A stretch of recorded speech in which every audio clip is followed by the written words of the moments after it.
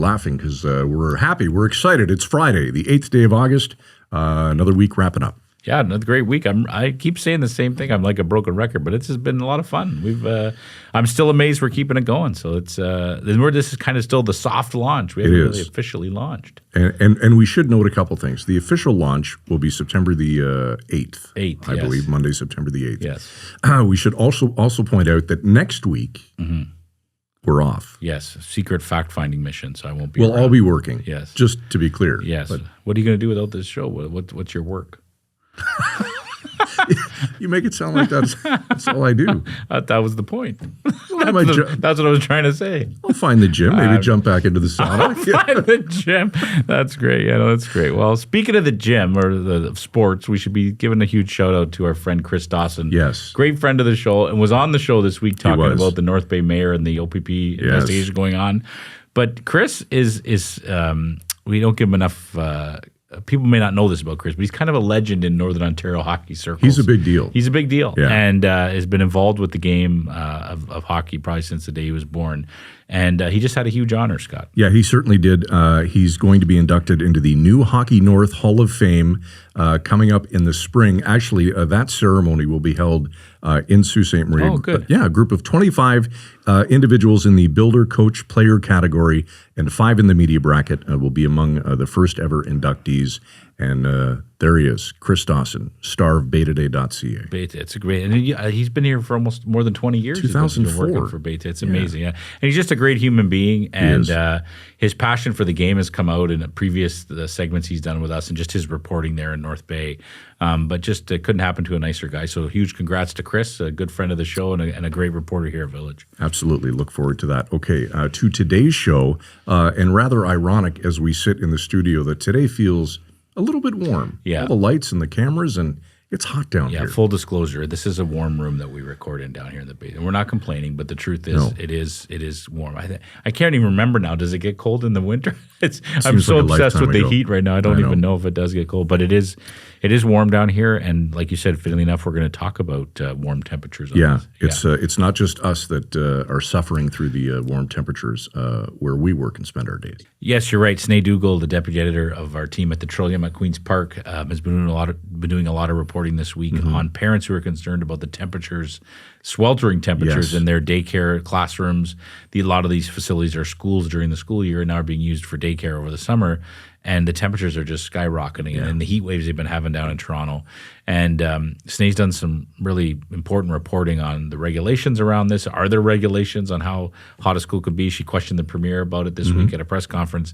And the stories have had a ton of reaction. They've run across a lot of our local sites here at Village, and people are just reading it. Like it's obviously an issue that's impacting a lot of parents, and it's something that we hear about it in the school year, kind of at the end of the school year, and even at the beginning when it's still hot, and it's one that's on people's radar, and her reporting has really kind of blown it up. So and the question is, who's to blame, the school boards or the province? That's right. So we're going to chat with Sinead about that and a lot of other things. Well, it seems as though kids are burning up in sweltering daycare classrooms that lack air conditioning. School boards say it's on the province to remedy. The province says it's a board responsibility. Meanwhile, kids are sweating it out as the buck gets passed. Sinead Dougal, our deputy editor at the Trillium, broke this story and joins us tonight on Closer Look. Sinead, great to see you. Welcome to the program. You as well, Scott. Thanks for having me. All right, let's start from the beginning, Sinead. How did you get onto this story, and what exactly did you find out? Yeah, so we heard a lot in June when schools were getting ready to wrap up for the summer that, hey, school classrooms are really, really hot and some don't have air conditioning. But then kids went on summer break. And so that conversation kind of died down a little bit. And then I got contacted by some parents in Toronto who basically said that, hey, our kids are in childcare, and they are in classrooms. Their childcare centers are in schools. a lot of them don't have central air conditioning, and it's really, really hot. Mm-hmm.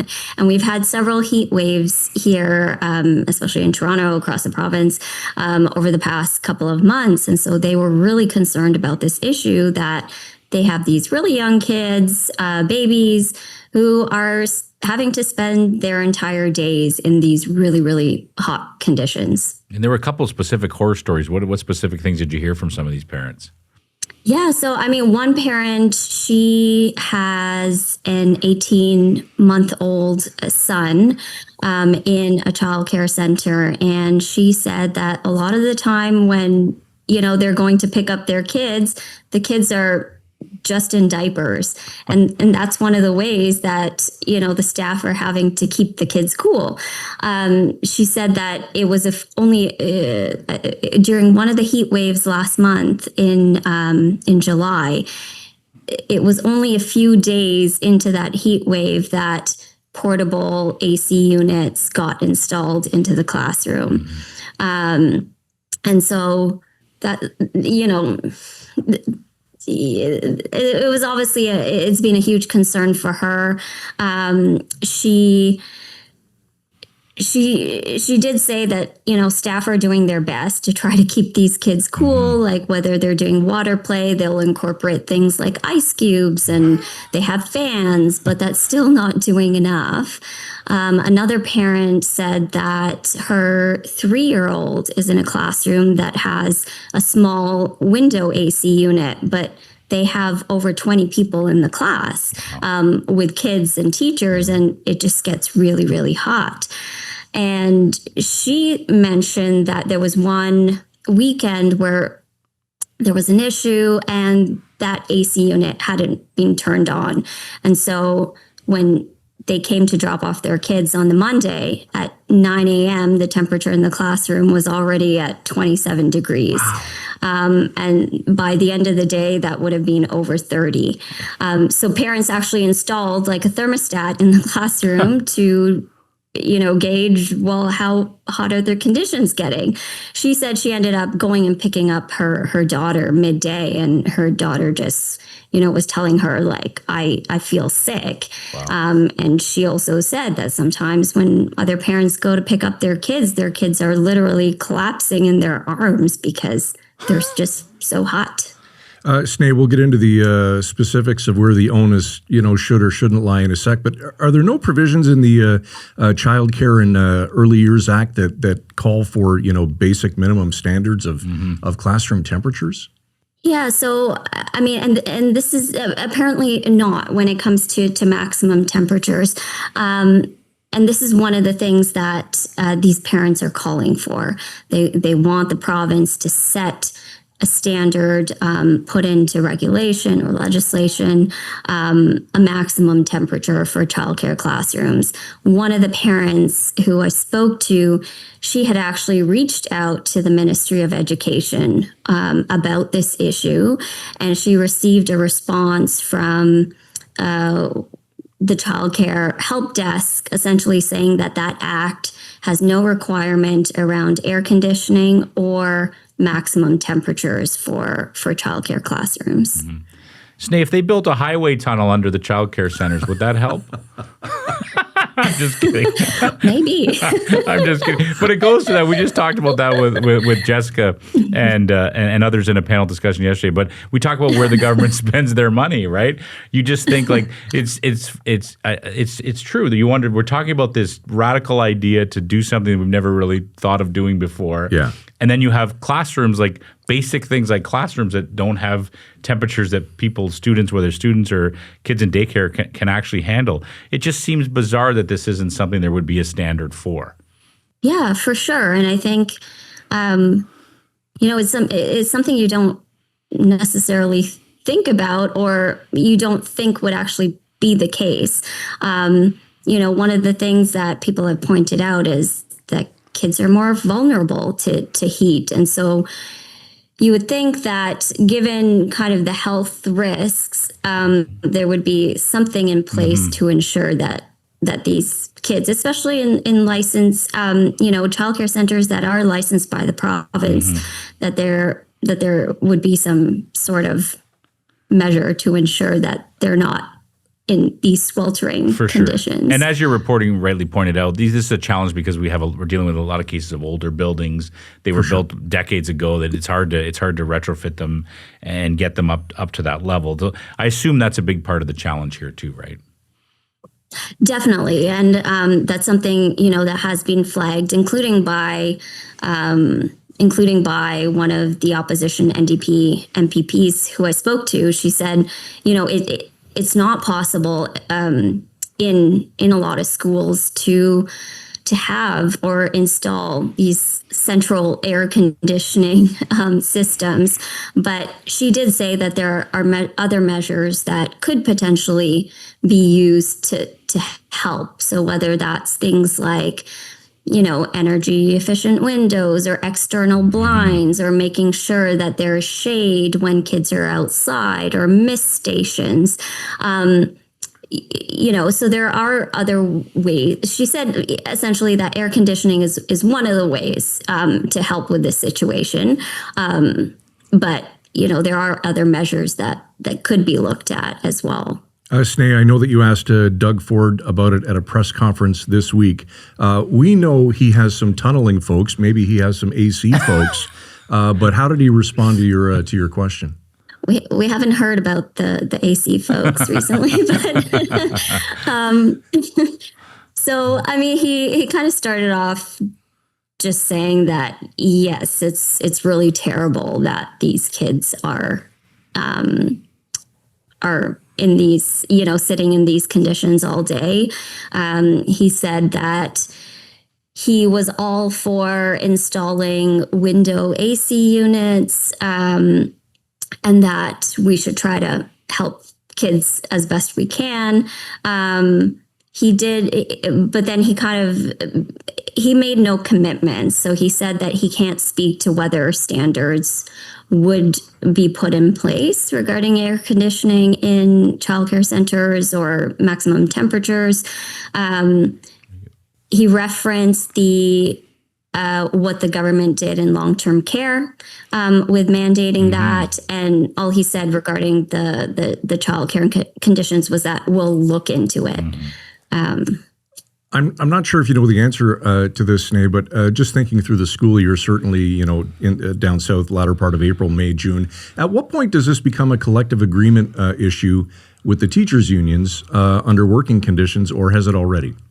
That's a good question. I mean, there are groups that are trying to get changes made, maybe not necessarily through collective agreements, but are trying to get changes made for workers generally. So like, for example, the Ontario Federation of Labor, like they've had a campaign on for, I think since last year, essentially a heat stress campaign. So they're looking for, they want this issue to be addressed for all workers. And so, and I spoke to the president of that union, and she said that this issue just kind of shows why workers' conditions essentially affect learning conditions, care conditions for kids. So that's something they're pushing as well and supportive of. It's interesting, too, as your reporting has pointed out as well, it kind of mirrors a little bit of what happened pre-COVID, right, where there was a concern about air conditioning in long-term care facilities or temperatures in long-term care facilities. And then once COVID blew the lid off just how awful the conditions were in the province's long-term care facilities, then finally something was done. How do you get that kind of momentum in this case? I guess that's what a lot of people are wondering, right? Yeah, and I think a lot of it comes down to, people talking about it, people getting raising this issue and kind of making it known within the general public. If you don't have a child in childcare, this issue may probably not come up unless you might have a niece or a nephew and you've spoken to the parents. so I think it just comes with kind of that public momentum and outrage. Yes, yeah. And, these parents, they did say that they're not going to let this go. A few of the ones who I spoke to were disappointed with the premier's response because they didn't think it necessarily was going to change anything now, and they didn't really see it as much of a commitment to change, but they said they're not going to let it go, and that they plan to kind of raise this with their parent advocacy groups. They're going to be talking about it with their MPPs. So I think once, more people talk about it, then it creates kind of creates something where the government is put in a position to potentially follow through or address it a little bit. Well, you talk about momentum for sure. Your piece, which was fantastic, the original story, as well as the follow-up, ran across most of our local news sites and got a ton of attention. Like, it was really an issue that people, obviously, it resonated with people. Have you heard from anyone outside the GTA since your reporting? Not at this point. But I mean, I did hear from the people who I spoke to that they're like, look, like this, if this is happening in Toronto, it's happening everywhere. And which is the case. We have, especially for childcare centers that are in schools, we have older schools across the province. And a lot of them would have childcare centers, and this would be an issue inevitably in those schools as well. Absolutely. All right, Sneh, anything to add before we let you go? No, thanks for having me on. It's always good to talk to you both. I'm serious. I want you to do some research on whether the tunnels could help. You never know. It might be could be a down fix, there. man. You never know. All right, I will do that. That will be the next headline. Perfect. It's always cooler below. Right? Yeah, well, that's what they tell you. But, unless you go way below. Full disclosure, Sneh, we're in the basement of this where our studio is, and it is not cool. It is hot down here. I'm surprised we made it through the interview. So hopefully you have the air conditioning on where you are. Yeah, we have to send you guys some fans and some air conditioning units. That's right. Both kind of fans, both the people that listen to the show and the ones that keep us cool would be nice. We'll take them both. Amazing. Thank you, Sneh. Good stuff, Sneh. Good to see you. Thanks, you too. Always great to have Sneh Dougal on the program. I can't believe some of those kids walking into those classrooms at 27 degrees to start the day. Yeah. But let's not mince words and take our time here because it's well over 27 in this room. Yeah, it's hot right in here, now. so we need to just wrap up this show and wrap up the week. But I'm honest when I say it, Scott. It's been a great ride so far. I'm really enjoying the daily format. Yeah. I feel like we've got a good groove going. We've got Zach, Drew, and Derek working behind the scenes for us, and they've done a fantastic job. And it's I think it's going to be, by the time we officially launch in September, I think it's going to be just a great ride. All right, good stuff. And listen, you enjoy your time off, well deserved. Thank you, sir. We'll be back in a week. All right, give us a follow on Instagram, TikTok, Facebook, X, YouTube, across the Village Media Network, or wherever you get your favorite audio podcast, if that's more your thing. Closer look at villagemedia.ca. If you'd like to reach out, we'd love to hear from you. Thanks for watching this week. Have a wonderful weekend. Stay cool.